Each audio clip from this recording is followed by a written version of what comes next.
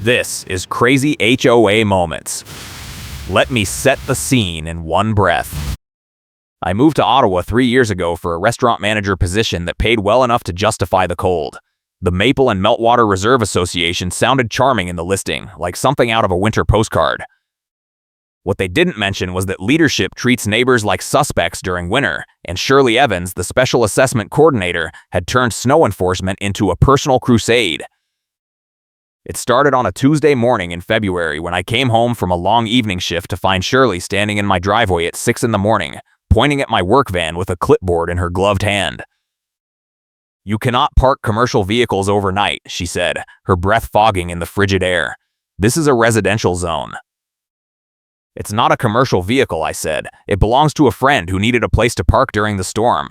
He's a contractor. He left it here because the roads were too dangerous." Shirley pulled out her phone and started taking pictures. "I do not need your explanation. I need your payment," she said. "That's a $500 fine for commercial parking violations, plus another $200 for snow removal non-compliance."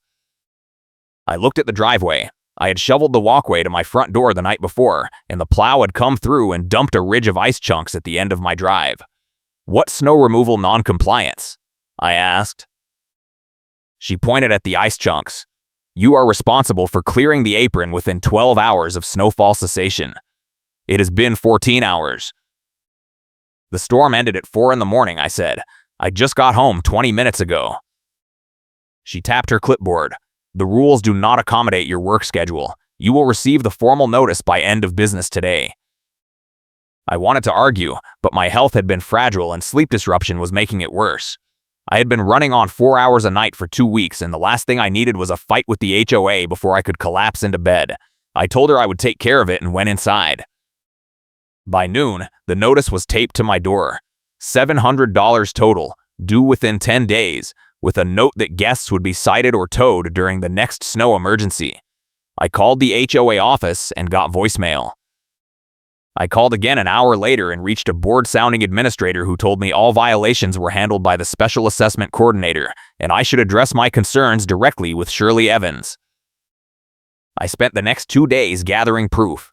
I pulled up my bank records showing I had paid every HOA fee on time, including the emergency winter assessment they had blasted out in December. I took photos of the driveway with timestamps.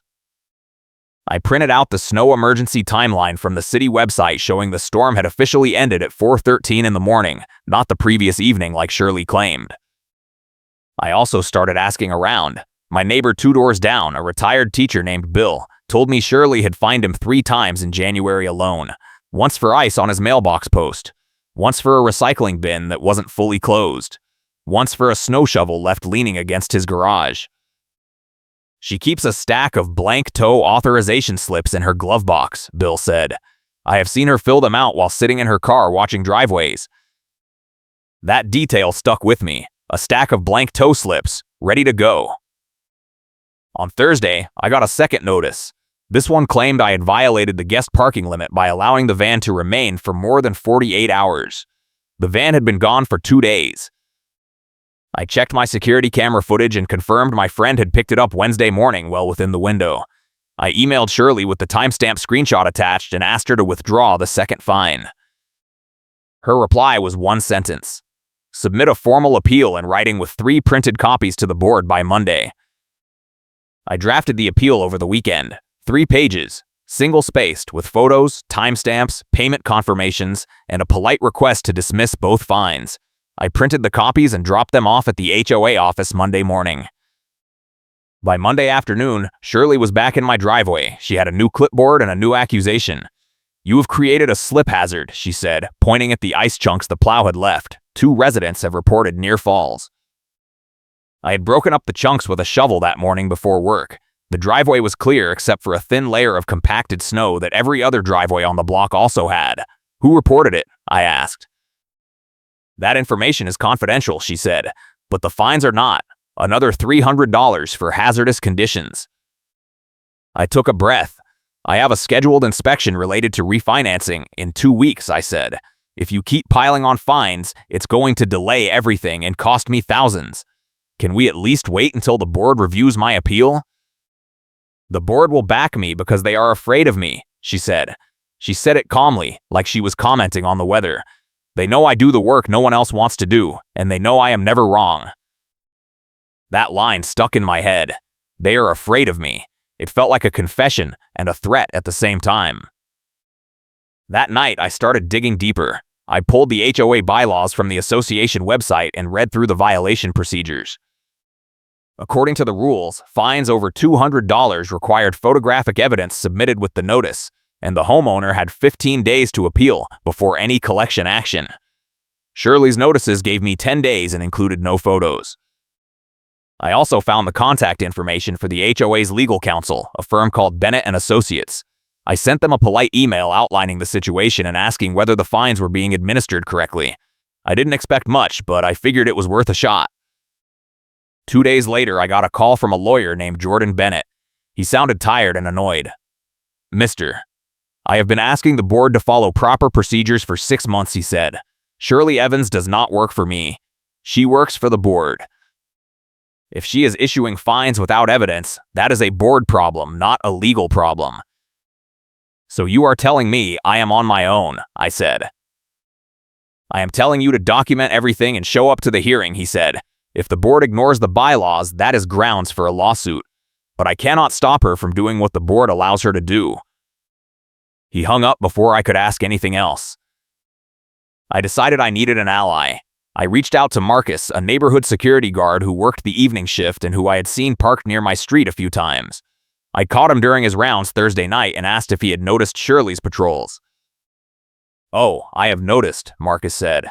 "She calls me at least twice a week asking me to verify violations. Last month she wanted me to confirm someone's trash can was out past 7 in the morning. I told her I do not work for the HOA. I work for the security company. She complained to my boss." "Did your boss do anything?" I asked. "He laughed at her," Marcus said. "But yeah, I have seen her routine. She drives around in the mornings with that clipboard and that camera. She is looking for anything she can write up." "Can you do me a favor?" I asked. "If you see her messing with my property, can you document it?" He nodded. "I am tired of being used as muscle. I will keep an eye out." The next morning, I woke up to find orange traffic cones placed in the snow at the end of my driveway, blocking my exit. There was no note, no explanation. I moved them to the side and left for work. When I got home that evening, they were back, this time zip-tied together in a line. I called Marcus. He came by 15 minutes later and took photos of the cones with his phone. "That is not a city thing," he said. "Those are private cones. Someone is messing with you." "It is Shirley," I said. "It has to be." "Probably," he agreed. "But you need proof. Set up a camera if you can." I already had one, a doorbell camera that covered the front porch and part of the driveway.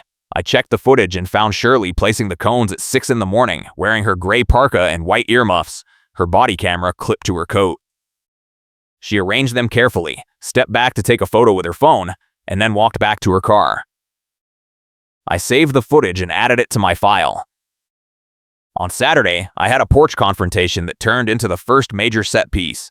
A stack of winter deliveries had piled up on my porch over the week, boxes of salt, a new snow shovel, some weather stripping I had ordered. I was dragging them inside one by one when Shirley appeared at the bottom of my steps. "That is clutter," she said, snapping photos with her phone. "You are creating a visual blight."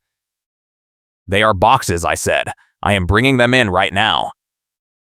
"The bylaws state that porch storage must be contained and concealed," she said. "This is neither." I straightened up, holding a box under one arm. "How long have you been watching my house?" I asked. "I patrol the neighborhood as part of my duties," she said. "If you have a problem with HOA enforcement, you can file a complaint with the board." "I already filed an appeal," I said. "You have not responded." "Your appeal was reviewed and denied," she said. "The fines stand. You have 5 days remaining to pay."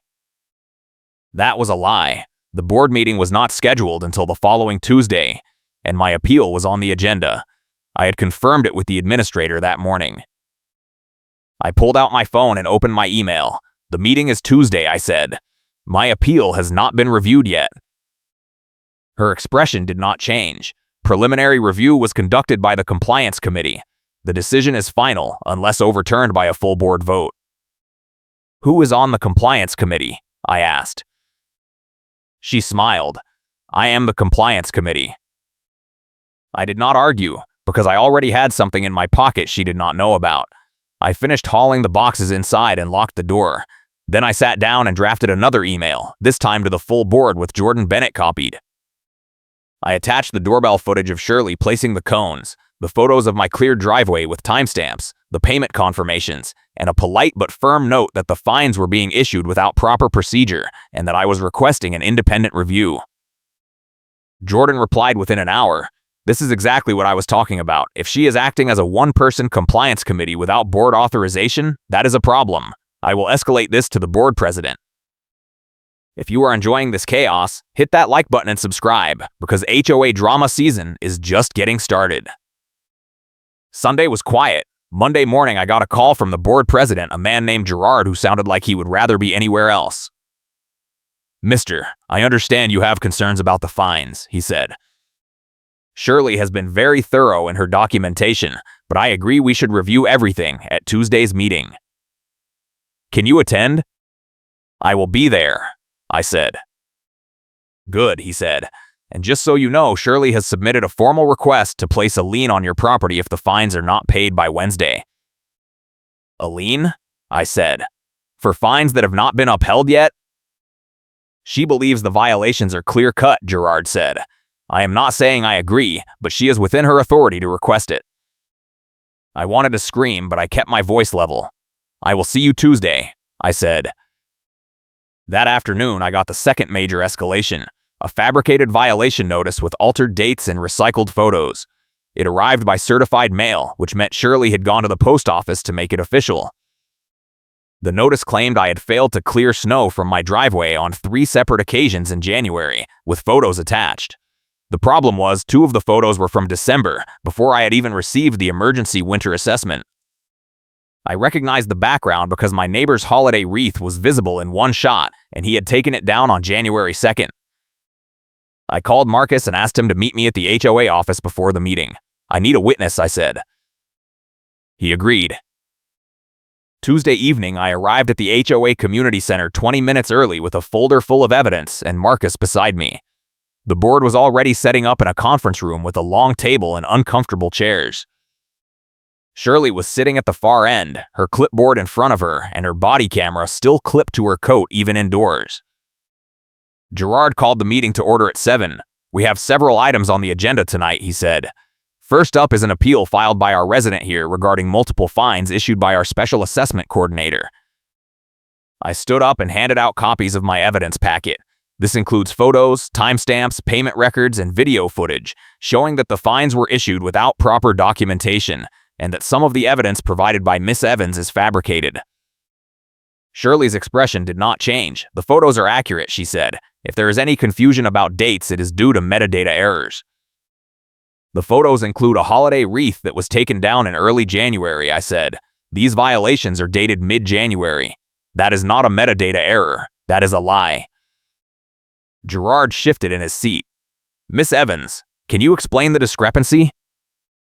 "The photos were taken during an earlier patrol and referenced as supporting documentation," Shirley said. "The violations themselves are current." "That is not how evidence works," I said. "You cannot use old photos to justify new fines. And you cannot act as a one-person compliance committee without board authorization." One of the other board members, a woman named Clara, spoke up. "Gerard, did we authorize Shirley to form a compliance committee?" "No," Gerard said slowly. "That was not approved." Shirley leaned forward. "I was operating under the assumption that my role as special assessment coordinator included enforcement discretion." "Discretion is not the same as unilateral authority," Clara said. At that moment, Marcus stood up. "I would like to add something," he said. "I work security in this neighborhood, and I have been asked by Miss Evans on multiple occasions to verify violations that I could not confirm. She has also placed unauthorized traffic cones and conducted surveillance on private property without resident consent." Shirley's face went red. "That is a lie." Marcus pulled out his phone. "I have photos. Time-stamped, including footage of the cones being placed this morning at 6:15. The room went silent. Gerard looked at Shirley. Is that true? I was conducting a safety inspection, Shirley said. The cones were temporary. You do not have authority to block driveways, Clara said. That is city jurisdiction. Gerard rubbed his temples. I think we need to table this and consult with legal counsel. Shirley stood up. The board will back me because they are afraid of me, she said. You know I am the only one who enforces the rules. You know half of this neighborhood would fall apart without me. So unless you want to start doing my job yourselves, you will uphold these fines and move on. That line again. The same line she had said to me in my driveway, and this time, she said it in front of witnesses. Clara's expression hardened. Miss Evans, that is not how this board operates. You work for us, not the other way around. Gerard cleared his throat. I am calling an emergency executive session. Everyone except board members, please step outside. I grabbed my folder and walked out with Marcus. We waited in the hallway for 40 minutes. Through the door I could hear raised voices, but I could not make out the words. Finally, Gerard opened the door and called me back in. Shirley was still sitting at the table, but her face was pale. Mister, we have reviewed your evidence, Gerard said. The board has voted to suspend all fines pending an independent audit of the violation process. We are also referring this matter to our legal counsel for further review. I felt a weight lift. Thank you, I said. Shirley stood up abruptly. This is a mistake. You are going to regret this when the next lawsuit comes in and you have no documentation to defend yourselves. We will manage, Clara said coldly. Shirley grabbed her clipboard and walked out without another word. I thought that was the end of it. I was wrong. 2 days later, I received a certified letter from Jordan Bennett's firm. It was addressed to the board, with a copy sent to me. The letter was 1 page, and it was blunt. After reviewing the documentation provided by the homeowner and conducting an internal review of recent enforcement actions, this firm can no longer represent the Maple and Meltwater Reserve Association in matters related to special assessments or compliance enforcement. The actions taken by your special assessment coordinator demonstrate a pattern of procedural violations and potential misconduct that expose the association to significant legal liability.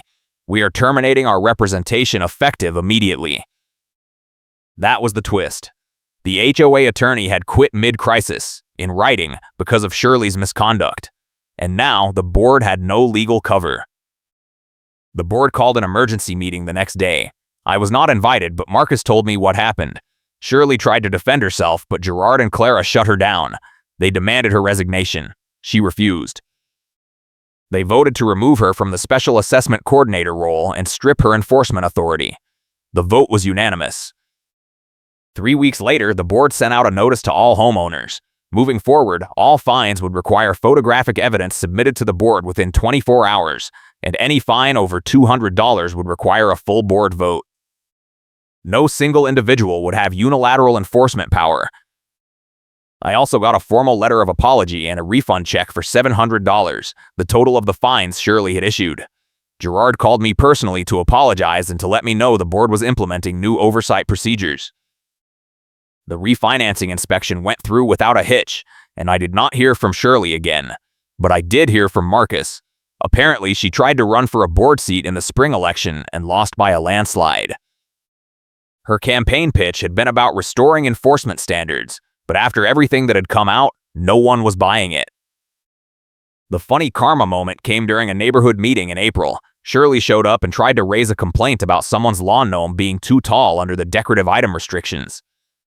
Gerard looked at her and said, Miss Evans, unless you have photographic evidence submitted to the board in writing, your concern is noted but not actionable.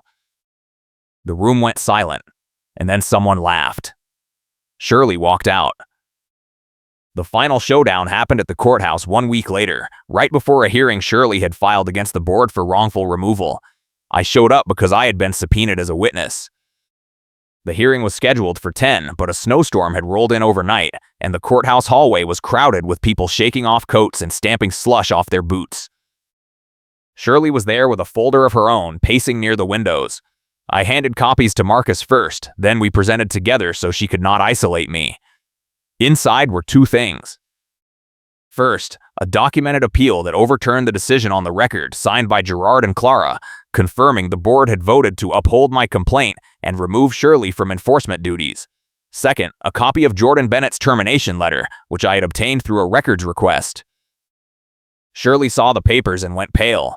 When her case was called, she tried to argue that the board had acted without cause, but the judge asked her to provide evidence that her enforcement actions had been conducted according to HOA bylaws. She could not. The case was dismissed within 20 minutes. In the hallway afterward, Shirley walked past me without a word, but I heard her mutter something under her breath. "I do not need your explanation. I need your payment." Marcus heard it too. He shook his head. That line is going to follow her forever. The board spent the next few months rebuilding trust in the neighborhood. They hired a new management company to handle violations, implemented quarterly audits, and passed a rule that required board approval before any fine over $100. The HOA attorney email refusing to continue after seeing the misconduct became part of the permanent record, and it served as a reminder that even volunteer leaders are not above accountability. Shirley's credibility collapsed in front of witnesses that day at the courthouse, and the HOA voted to require actual evidence before fines at the next annual meeting. It passed with 87% support. Winter in Ottawa is still brutal, and the HOA still sends out reminders about snow removal and ice safety, but now there is a process and there is oversight, and no one person can turn a snowstorm into a personal vendetta. I still see the stack of blank toe authorization slips in my head sometimes, sitting in Shirley's glove box ready to go. But they are gone now, along with her authority, and the neighborhood is better for it. Thanks for watching. I will see you in the next HOA story.